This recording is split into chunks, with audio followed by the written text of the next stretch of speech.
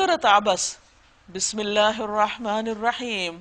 عبس وتولی ان جاءہ الاعمی وما یدریک لعلہ یزکی او یذکر فتنفعہ الذکری۔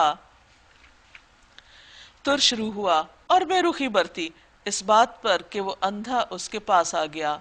تمہیں کیا خبر، شاید وہ سدھر جائے یا نصیحت پر دھیان دے، اور نصیحت کرنا اس کے لیے نفع مند ہو۔ ایک بار آپ صلی اللہ علیہ وسلم مکہ میں قریش کے سرداروں کو تبلیغ کر رہے تھے، کچھ گفتگو کر رہے تھے کہ اتنے میں ایک نابینا عبداللہ بن ام مکتوم بیچ میں آ گئے اور آ کر کہنے لگے کہ یا رسول اللہ علمنی مما علمک اللہ، آپ مجھے اس میں سے کچھ سکھائیے جو اللہ نے آپ کو سکھایا۔ چونکہ آپ ایک اور کام میں مشغول تھے تو یہ انٹرفیرنس آپ کو کچھ اچھی نہ لگی، یہ ایک مداخلت تھی، تو اس پر آپ صلی اللہ علیہ وسلم نے تھوڑی بے رخی کا اظہار کیا۔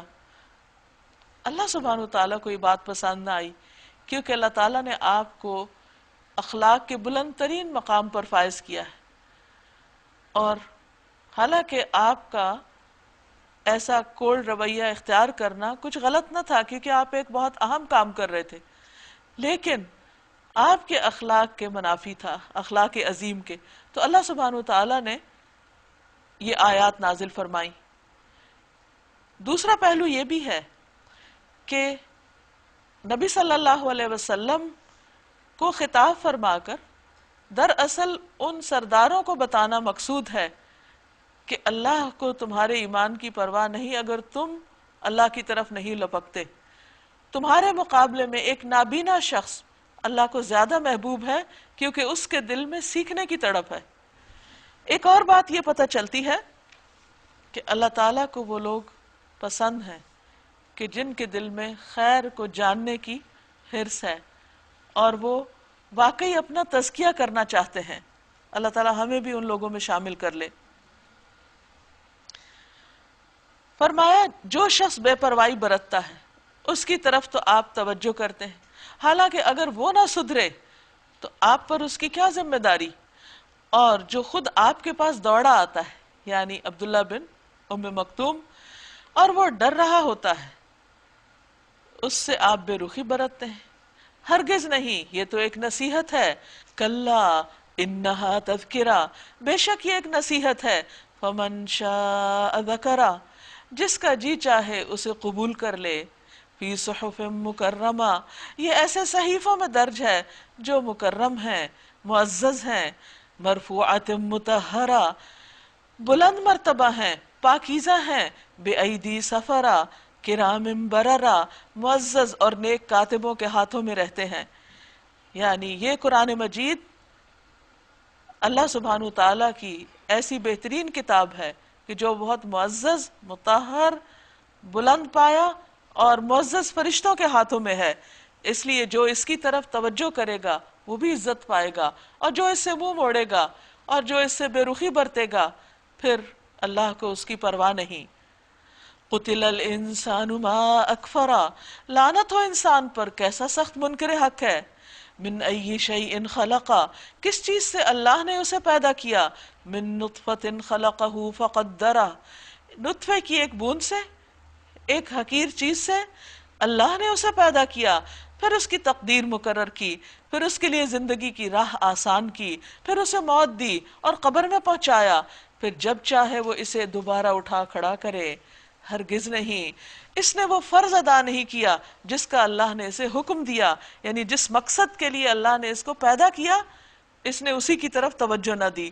یہی انسان کی سب سے بڑی ناکامی ہے کہ وہ اپنی زندگی کا مقصد فراموش کر دے۔ اب دیکھیے کہ ایک چیونٹی، ایک مکھی، ایک کیڑا مکوڑا، ایک پتنگا، ہر ایک اس کو جو ڈیوٹی ملی ہے، جو کام ملا ہے، جو مقصد اس کے لیے رکھا گیا، وہ تن دھن سے اس میں لگا ہوا ہے، لیکن انسان ہے کہ اس مقصد کی طرف آتا ہی نہیں جس کے لیے اس کو پیدا کیا گیا۔ تو اس لیے اللہ سبحانہ وتعالیٰ ان لوگوں سے محبت کرتے ہیں جو اس کی طرف رجوع کرنے والے ہوتے ہیں، اور ان لوگوں کی اس کو پرواہ نہیں جو اس سے منہ پھیرتے ہیں۔ اللہ کو کسی کی ضرورت نہیں، نہ کسی کی عبادت کی، نہ سجدے کی، نہ کسی اور ذکر اذکار کی، نہ کسی اچھے کام کی۔ جو انسان بھی یہ سب کچھ کرتا ہے وہ دراصل اپنے فائدے میں کرتا ہے، اپنی اندر کی کمی کو پورا کرتا ہے، اپنی ایک ضرورت پورا کرتا ہے، کیونکہ اللہ کا ذکر ہماری ضرورت ہے، اللہ کی یاد ہماری ضرورت ہے، اس کی عبادت ہمارے فائدے میں ہے۔ اس لیے اگر ہم یہ سب کام کرتے ہیں تو کسی پر احسان نہیں، دراصل اپنا ہی فائدہ کرتے ہیں۔ فَلْيَنظُرِ الْإِنسَانُ إِلَىٰ طَعَامِهِ، پھر ذرا انسان اپنی خوراک کو تو دیکھے۔ ہم نے خوب پانی لنڈھایا، پھر زمین کو عجب طرح پھاڑا، یعنی جب اس میں سے بیج پھٹ کے باہر نکلتا ہے تو حیرت ہوتی ہے کہ کس طریقے پر وہ اپنا رستہ بناتا ہے۔ پھر اس کے اندر غلے اگائے اور انگور اور ترکاریاں اور زیتون اور کھجوریں اور گھنے باغ اور طرح طرح کے پھل اور چارے تمہارے لیے اور تمہارے مویشیوں کے لیے، سامان زیست کے طور پر، زندگی گزارنے کے لیے ایک سامان کے طور پر۔ لیکن اس کے اختتام پر پھر کیا ہوگا کہ سب مر کے ختم ہو جائیں؟ نہیں، فَإِذَا جَاءَتِ الصَّاخَّةُ، آخر کار جب وہ کان بہرے کر دینے والی آواز بلند ہوگی، یعنی سور پھونکا جائے گا، تو کیا ہوگا؟ یوم یفر المرء من اخیہ وامہ وابیہ وصاحبتہ وبنیہ لکل امرئ منہم یومئذ شأن یغنیہ، اس روز آدمی اپنے بھائی اور اپنی ماں اور اپنے باپ اور اپنی بیوی اور اپنی اولاد سے بھاگے گا۔ وہ دن اتنا سخت ہوگا کہ جب کوئی کسی کی پرواہ نہیں کرے گا، کوئی کسی کے کام نہیں آئے گا، ان میں سے ہر شخص پر اس دن ایسا وقت آئے گا کہ اسے اپنے سوا کسی کا ہوش نہ ہوگا، کیونکہ وہ سخت پریشانی کا وقت ہوگا۔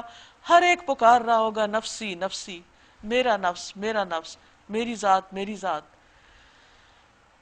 کچھ چہرے اس روز دمک رہے ہوں گے، حشاش بشاش، خوش و خرم، اور کچھ چہروں پر اس روز خاک اڑ رہی ہوگی، کلونس چھائی ہوئی ہوگی۔ اولئک ھم الکفرۃ الفجرہ، یہی کافر و فاجر لوگ ہوں گے۔